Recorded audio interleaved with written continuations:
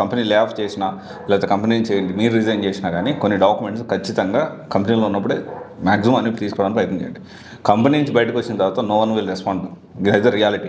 అది గుర్తుపెట్టుకోండి, మైండ్ఫుల్గా ఉండండి ఈ విషయంలో. అండ్ దీనికి సంబంధించి రిలీవింగ్ లెటర్ తీసుకోవాలి, ఖచ్చితంగా రిలీవింగ్ లెటర్ తీసుకోవాలి, ఎక్స్పీరియన్స్ సర్టిఫికేట్ తీసుకోవాలి, ఫుల్ అండ్ ఫైనల్ సెటిల్మెంట్. దీనివల్ల ఎన్ని ప్రాబ్లమ్స్ వస్తాయి తెలుసా ఈ ఫుల్ అండ్ ఫైనల్ సెటిల్మెంట్ తీసుకోక.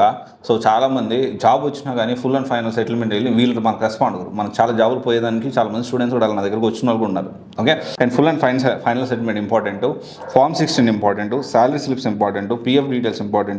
పిఎఫ్ డీటెయిల్స్లో కూడా very important thing exit date is very important. Proper exit అనేది ఉండాల్సిన అవసరం ఉంది, ఎందుకంటే it is going to reflect కనిపిస్తుంది. సో ఈ మధ్య కొత్తగా ఈ డెలీట్ ఆప్షన్ వచ్చింది, కానీ జనరల్గా ఏంటంటే పిఎఫ్ అనేది ఖచ్చితంగా ఎగ్జిట్ ఆప్షన్ అనేది మనం తెలుసుకోవాలి. అండ్ దీంతో పాటు ఎన్ఓసి, నో అబ్జెక్షన్ సర్టిఫికేట్, లీగల్గా ఎలాంటి ఇష్యూస్ ఏంటి అనేది, అంటే కొంత కాన్ఫిడెన్షియల్లీ మెయింటైన్ చేయడానికి మనకు సంతకాలు అవి తీసుకుంటూ ఉంటారు. సో ఇవి కూడా నో ఎన్ఓసి తీసుకోవాలి.